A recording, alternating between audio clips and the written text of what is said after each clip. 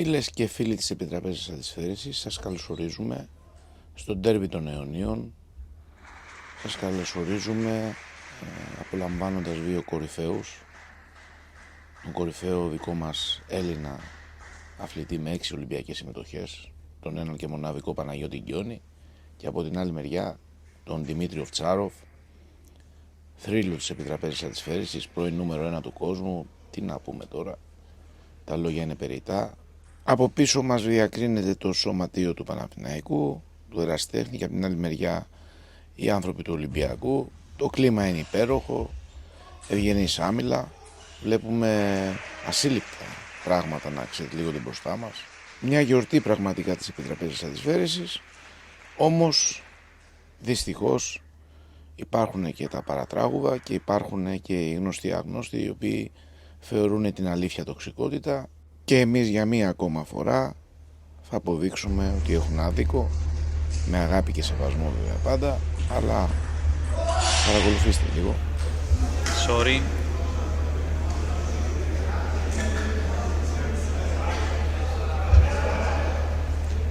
Μήπως είναι εκτός.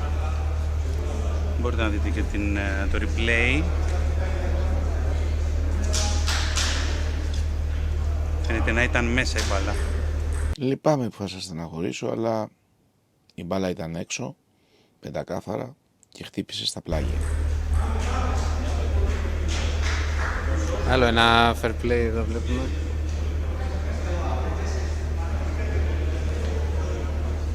Υπάρχει διαφωνία. Οι διαιτητές είχαν δώσει 8-6.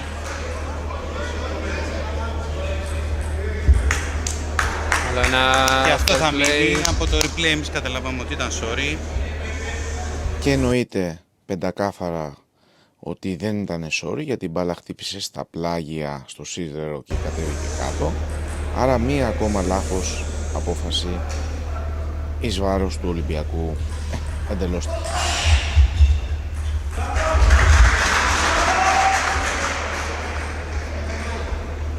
Είναι 9-5. Κώστα, δεν ξέρω αν έδωσαν επανάληψη. Η επανάληψη είναι λάθος πάντως.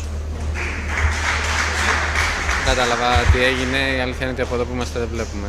8-5 έμεινε το σκορ και μετά πήγε 9-5.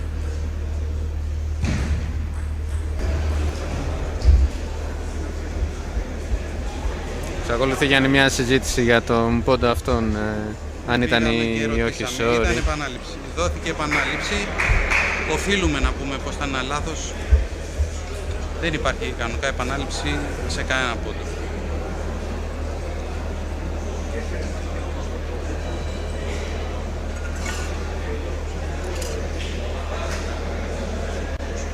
Θυμάμαι μας έλεγε η Τίνα Κρότα, η διεθνής επιδιαιτήτρια, η πρώτη επαγγελματίας επιδιαιτήτρια από την Ελλάδα στο Παγκόσμιο Πικπόγκ, ότι μπορεί να δοθεί επανάληψη μόνο εάν κάποιος αθλητής φωνάξει ή πανηγυρίσει ένα ράλι πριν αυτό τελειώσει, κρίνει ο διαιτητής ότι δεν το κάνει επίτηδες, σταματάει εκείνη τη στιγμή, πρέπει να σταματήσει εκείνη τη στιγμή τον πόντο και να δώσει επανάληψη.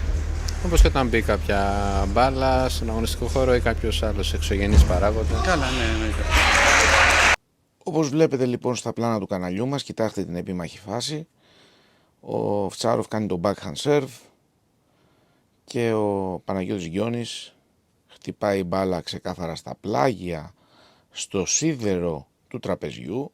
Είναι ένα ξεκάθαρο λάθος η επιμονή του Παναγιώτη Γκιόνη στο συγκεκριμένο πόντο, διότι ο πόντος αυτός ποτέ δεν πήγε μέσα, πήγε στα πλάγια, στο σίδερο.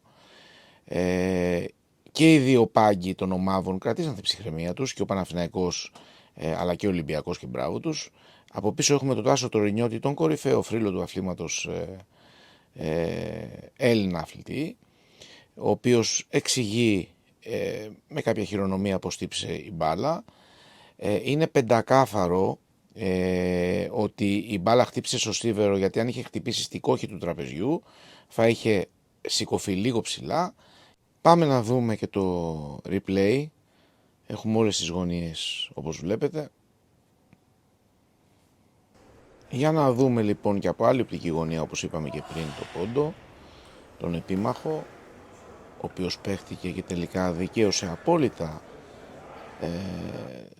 τον Δημήτρη Οφτσάροφ και τον Ολυμπιακό, ο οποίος ξεκάθαρα αδικήθηκε. Βεβαίως δεν είχαμε μια αλλαγή στο συγκεκριμένο σετ, καθόσον επικράτησε τελικά ο Δημήτρη Οφτσάροφ, όμως στο επόμενο ο Παναγιώτης Γιώνης γύρισε τα πράγματα.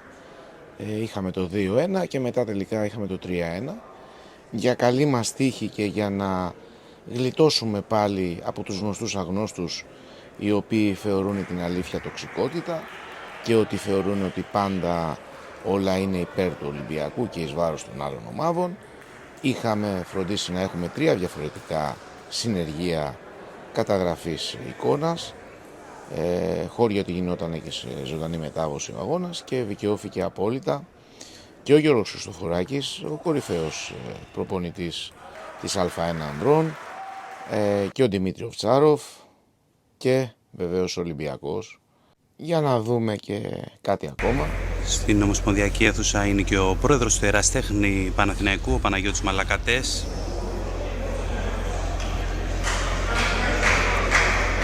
Ο Ζαφύρης Πορφύρης για αυτό το χτύπημα του Πουκάρ. Κατηγορηματικά λέει ότι η μπάλα είναι out.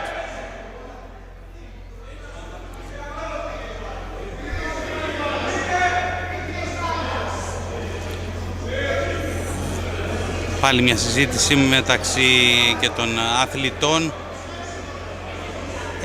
Έτυχε να το δούμε κάποιες φορές αυτό στο μάτς. Λογικές οι διαφωνίες.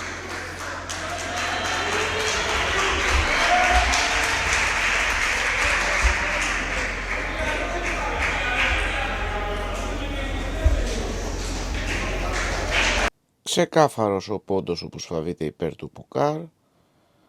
Ξανά ένα λάθος εις βάρος του Ολυμπιακού. Λοιπόν, εδώ έγινε κάτι άλλο. Σε μια κίνηση fair play. Ο πόντος μετά την ετοιμιγόρια του διαιτητή, του Ζαφύρη Πορφύρη, πήγε κανονικά στον Λεμπεσόν, εφόσον διαφώνησε ο Πουκάρ και θεώρησε ότι η μπάλα είναι μέσα στο χτύπημα αυτό που έκανε από τα πλάγια. Ο Λεμπεσόν του έδωσε τον πόντο, μια κίνηση fair play που χειροκροτείται. Εδώ πήραν οι αθλητές την κατάσταση στα χέρια τους για να λυθεί αυτή η παρεξήγηση. Και κοιτάξτε λοιπόν, φίλες και φίλοι, πως είναι ξεκάθαρα ο πόντος του Πουκάρ, και θα το δείτε σε ακόμα πιο slow motion. Κοιτάξτε, φίλες και φίλοι, χτυπάει μπάλα, σηκώνεται και πέφτει. Αυτό λοιπόν είναι sorry. Χτύπησε στη κόχη του τραπεζιού η μπάλα πεντακάθαρα, ξεκάθαρα. Σηκώθηκε όσο πρέπει, πάνω από δηλαδή το τραπέζι, και κατόπιν έπεσε.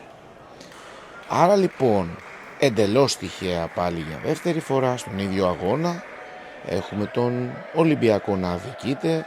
Απόλυτα δικαιολογημένη η αντίδραση του Γιώργου του Χριστοφοράκη, και βεβαίως επικράτησε ψυχραιμία και από τις δύο ομάδες και από τους πάγκους των δύο ομάδων, του Παναθηναϊκού και του Ολυμπιακού. Ο Λεμπεσόν, όπως βλέπετε, έχει έναν έντονο διάλογο με τον Πουκάρ. Ο Πουκάρ ξεκάθαρα έχει δίκιο, όπως είπατε και στα βίντεο. Το θέμα όμως το οποίο είναι σημαντικό να γνωρίζετε είναι το εξής. Ο Πουκάρ βρισκόταν 2-0 μπροστά στα σετ, κέρδιζε 2-0 τον Λεμπεσόν.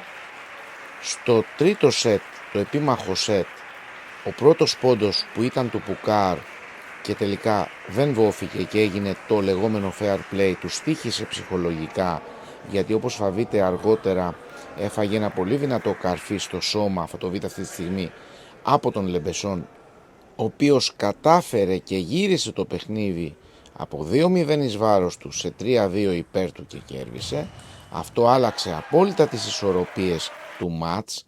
Θα μπορούσε άνετα ο Ολυμπιακός να επικρατήσει με 4-2, καθώς όπως είπατε ξεκάθαρα, δείτε και στο replay για μια ακόμα φορά σε άλλη γωνία, αδικήθηκε ξεκάθαρα ο Πουκάρ και ο Ολυμπιακός. Άρα λοιπόν βλέπετε ότι τελικά ίσως να μην είναι τυχαία τα τόσα λάθη και ίσως τελικά η αλήθεια να μην είναι τοξικότητα. Σας ευχαριστούμε που ήσασταν μαζί μας και θα τα ξαναπούμε. Thanks for subscribing and the overall support and love for our channel. Don't forget, you can always achieve your goals the Kuz way.